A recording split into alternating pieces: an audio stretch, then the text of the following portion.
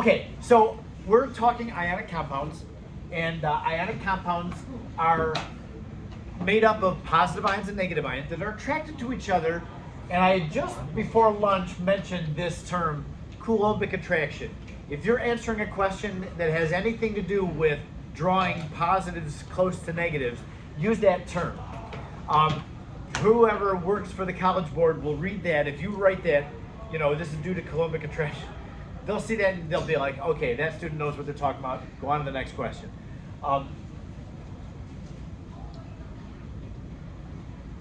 You'll notice that every purple, like at any purple, I'll just pick the one in the very middle, the purple, it's surrounded by greens.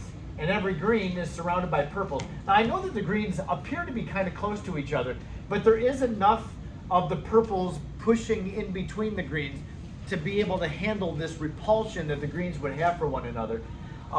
They're going to arrange as efficiently as they can around one another so that the same charges don't get too close to each other, but the opposite charges really are able to pull together. So bonds are forming here as ions with these opposite charges pull together. Bonds form.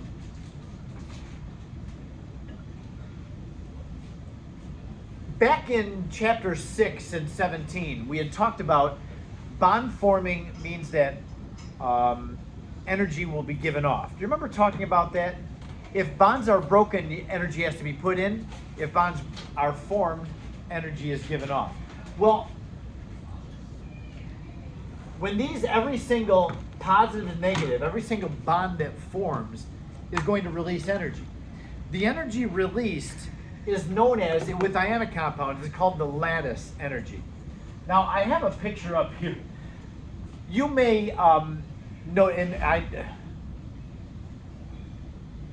you're only 15, 16, 17 years old. I don't know how much gardening you do, or you don't keep your own home, but you may see your parents or grandparents or people that you know have these kinds of structures in their garden.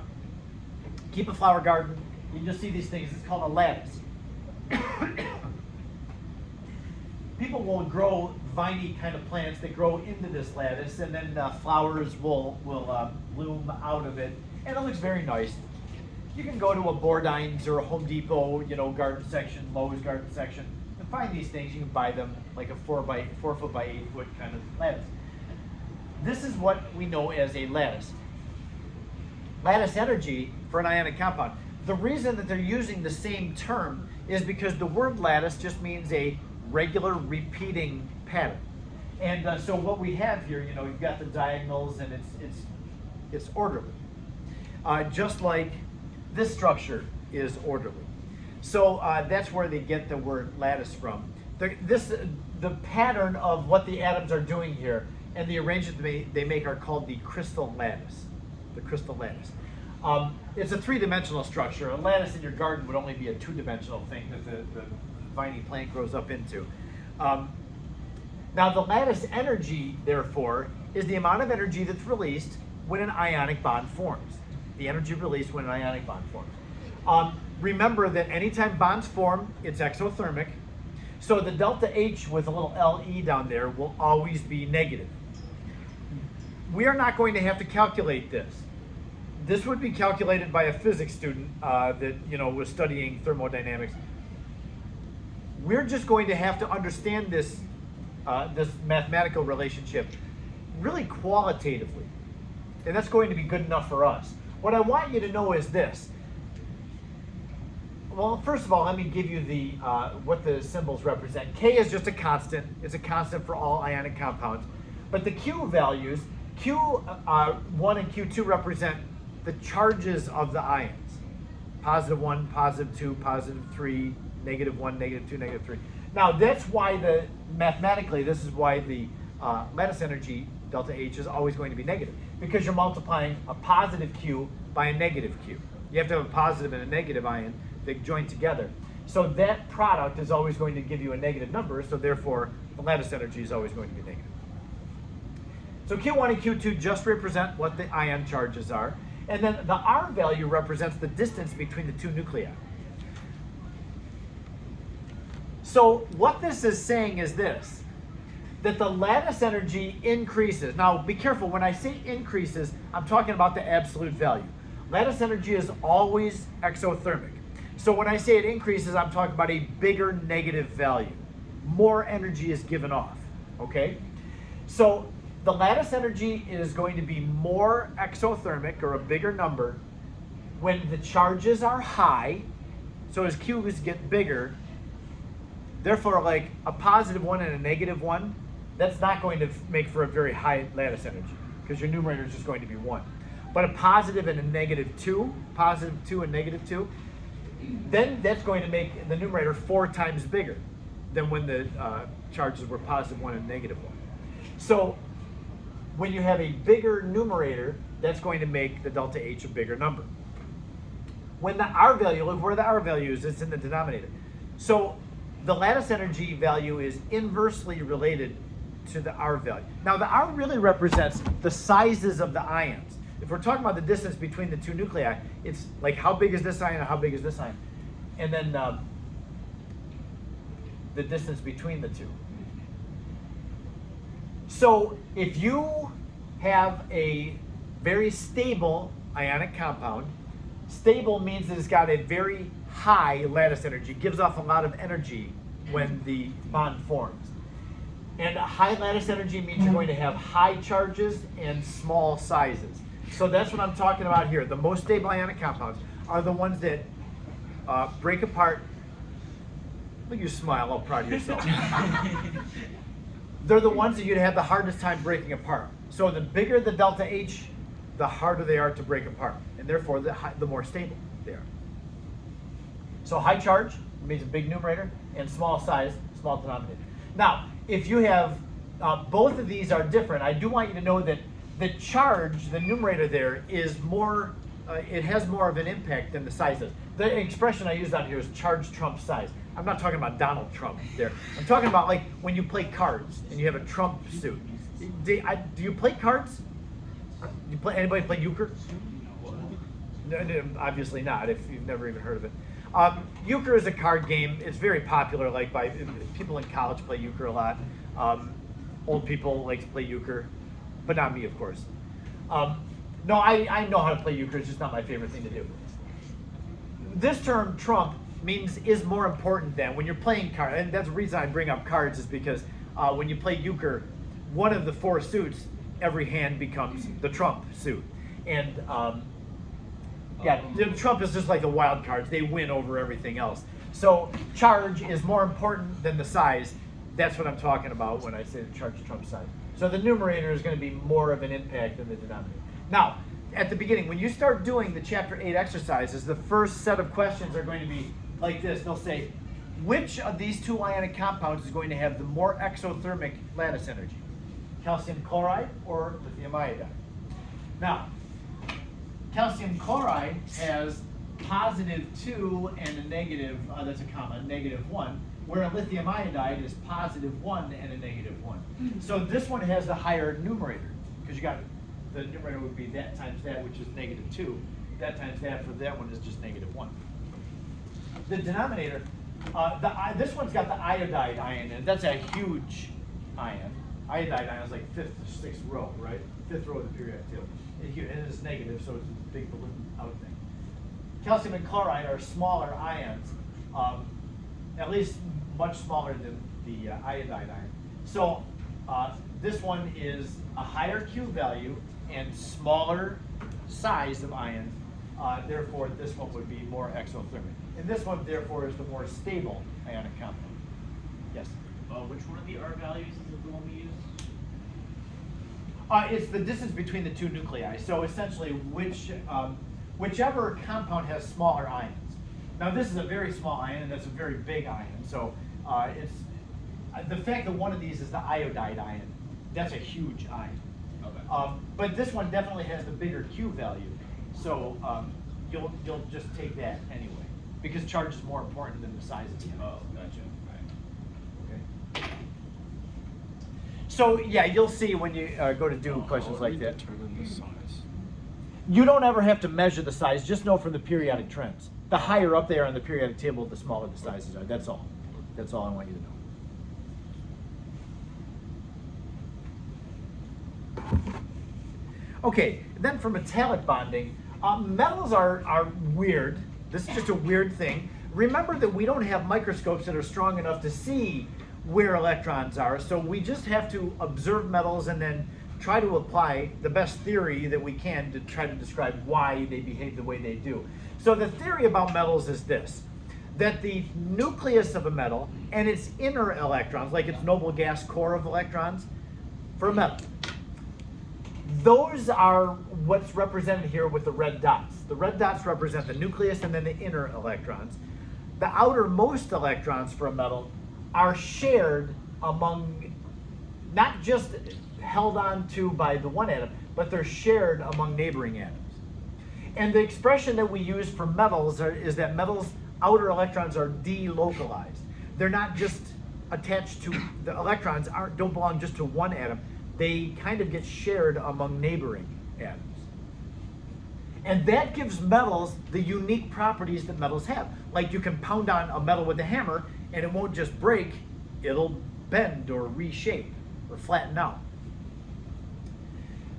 Another buzz term that we use for these outer electrons in metals is that you've got positive ions in a sea of electrons, a sea of mobile electrons. These electrons, the little negative signs around here, like if I'm pointing at this negative charge, that's an electron. And that electron belongs to one of these, but we don't really know which one because both of those atoms are attracted to that. That's a negative electron, and those are both positive ions, so they both pull together toward that electron. And if we hit this thing with the hammer, then the electrons can move around. And we don't bring the positive ions too close to one another. So that's what metals are, the way that they're described. So because the outer electrons in a metal are able to move around and flow, they get these unique properties down here in these bottom three bullet points there. You can conduct electricity because the electrons can move. And they're able to be reshaped. That's what malleability is. And then the strength that these atoms do hold together. Because they have these neighboring atoms are all pulled together by the outer electrons, that gives them an unusually high strength. So all of our tools, not just like hand tools, but I'm talking about big industrial tools, are made of metals because they can take a real beating and keep their shape. Airplanes, trains are built of metals because they're strong. Okay, then one final slide. I just have a comparison slash contrast between ionic compounds and metallic substances. Both in ionic and in metallic bonding, you've got the particles are set up. That's all right. The particles are set up so that the same charges can't get too close to each other. They do arrange themselves in a crystalline pattern. So there's a similarity between ionic and metallic.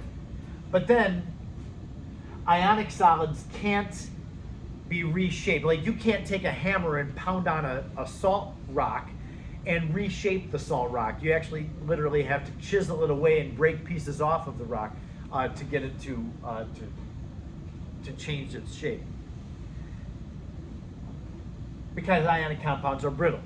As you try to bend an ionic compound, you're bringing positives close to other positives and bringing negatives close to other negatives, and it just can't deal with that. The same charges push away from each other, and the substance will break.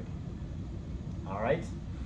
And the metals exist as these positive ions, and then kind of engulfed in a sea of electrons. I have this video that I want to show you today. This is the last thing that I have for you, so we're going to be done kind of early. It's like 4.5 minutes or so.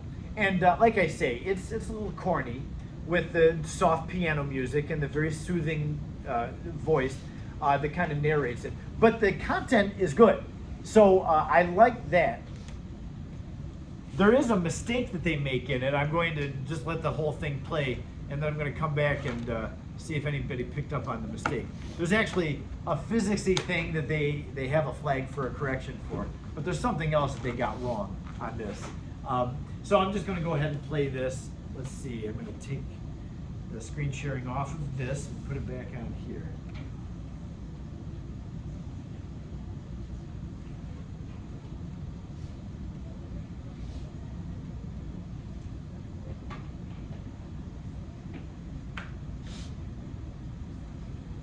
Okay, there it is.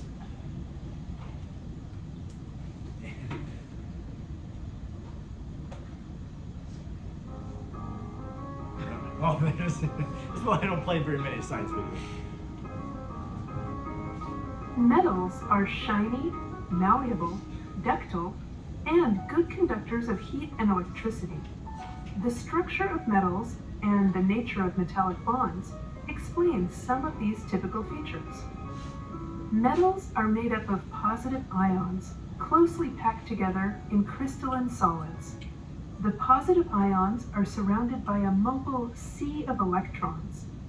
These valence electrons are free to move away from their atoms of origin. When one electron flows away, another one moves in to take its place, due to the electrostatic attraction between the cations and the electrons. This is the nature of metallic bonding, what holds a metal together.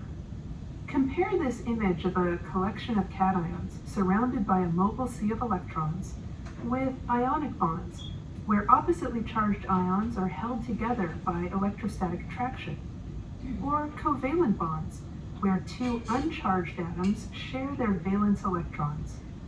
Metallic bonds are much weaker than either ionic or covalent bonds.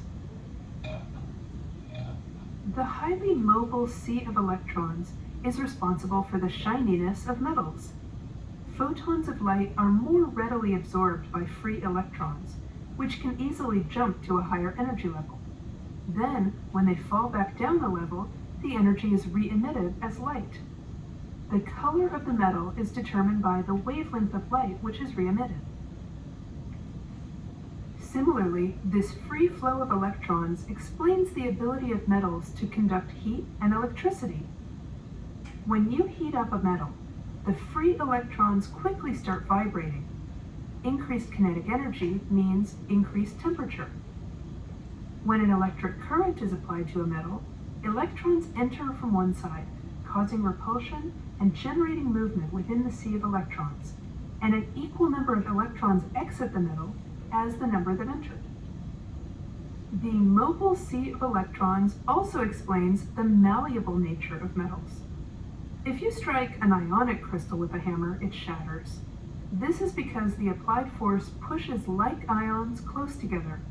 They violently repel each other, breaking the crystal apart. In contrast, if you hit a metal with a hammer, it doesn't break, it just dents. Metals are able to deform in response to an applied force. The mobile sea of electrons shields the cations from each other, preventing violent repulsion and allowing the metal to change shape. The most malleable metal is gold. A similar property to the malleability of metals is their ability to be pulled into long, thin wires. We call this ductility. Ionic compounds are not ductile for the same reason they are not malleable in general. If an ionic compound is forced into a long cylinder, it breaks apart because of the repulsion of like ions. In contrast, a metal can be pulled into a long cylindrical shape because the cations can line up, shielded from each other as the fluid-like sea of electrons flows around them. The most ductile metal is platinum. Almost all metals are solid at room temperature, the cations forming a recognizable, tightly packed shape. Can you think of the exception? Mercury is the only metal that is liquid at room temperature. There are 4 other metals that melt very close to room temperature: francium, cesium, gallium, and rubidium.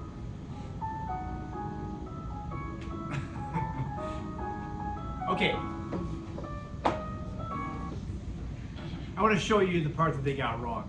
I really like some of the components in this video. I think they did a really good job. Things that I can't describe very well, like this. When she was talking about how when electricity is flowing through a wire. We know that there's got to be a metal wire conducting the anode to the cathode, right? And this is what's happening. The anode is losing electrons, and they're just getting pushed through the wire. The number of electrons around each of these positive metal ions at any point is always the same. But sometimes they'll get pushed through, just like it was doing there. And an equal number of electrons I love exit that. the metal. I think that just is very, very well done. The part that they got wrong was this. Watch this again. And electricity. When you heat up a metal, the free electrons quickly start vibrating. Increased kinetic energy means increased temperature. Okay, she just said increased kinetic energy means increased temperature. That's true. However, I just went a little bit too far.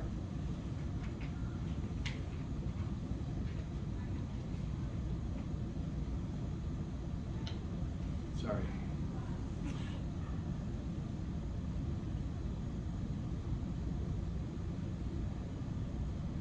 Why am I having trouble with this? All right, I'm just going to leave it.